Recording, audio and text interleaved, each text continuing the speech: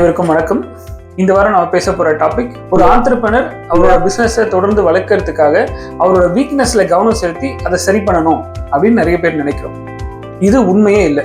நீங்க உங்க வீக்னஸை கவனம் செலுத்தி அதை டெவலப் பண்ணும்போது என்ன ஆகுது அப்படின்னா, நீங்கள் எதை தொடர்ந்து கவனிக்கிறீர்களோ அது வளர்கிறது. அப்ப நான் வீக்னஸை சரி பண்ணணும்னு அதையே கவனிச்சுட்டு இருந்தீங்கன்னா உங்க வீக்னஸ் இன்னும் பல மடங்கு அதிகரிச்சுட்டே போகும். என்னோட பர்சனல் லைஃப்லயுமே இது நடந்தது. நான் லைஃப்ல தொடர்ந்து முன்னேறணும்னா நிறைய பேர் என்ன சொன்னாங்க அப்படின்னா, உன் வீக்னஸ் என்னன்னு தேடி கண்டுபிடிச்சு அதை சரி பண்ணுன்னு சொன்னாங்க. நானும் அந்த வீக்னஸ் என்னன்னு தேடி கண்டுபிடிச்சு ஒன்னொன்னா சரி பண்ண அடுத்தடுத்த வீக்னஸா வந்துகிட்டே இருந்தது. அப்போ வீக்னஸ்ல கவனம் செலுத்த ஆரம்பிச்சோம் அப்படின்னா நம்முடைய வளர்ச்சியில கவனம் செலுத்த முடியாது.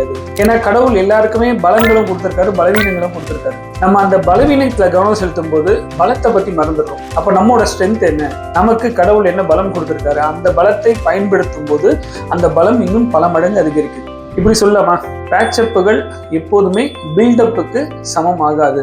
நம்ம பலத்தை பயன்படுத்தி ஒரு விஷயத்தை உருவாக்கும் போது அது வேகமா வளரும். அதை விட்டுட்டு எனக்கு இது வீக்கா இருக்கு அது வீக்கா இருக்குன்னு அதை பேட்சப் பண்ணோம்னா அங்க வளர்ச்சி இருக்காது. ஒரு விஷயம் யோசிச்சு பாருங்க, நம்ம இந்தியன் கிரிக்கெட் டீம்ல ஒரு ஸ்டார் பேட்ஸ்மேன் இருக்காரு, அவருக்கு போலிங்கே வராது. அப்போ போலிங்ன்றது அவருக்கு வீக்னஸ், பேட்டிங்ன்றது அவருக்கு ஸ்ட்ரென்த். அவர் இப்போ போலிங்ல கவனம் செலுத்தி நெட்ல போலிங் ப்ராக்டிஸ் பண்ணணுமா, இல்ல பேட்டிங்ல கவனம் செலுத்தி முழுசா பேட்டிங் ப்ராக்டிஸ் பண்ணணுமா?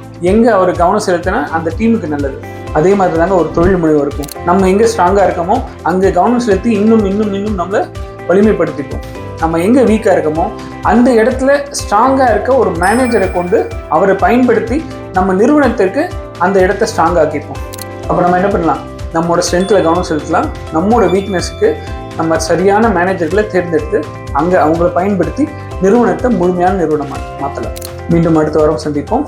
தேங்க்யூ.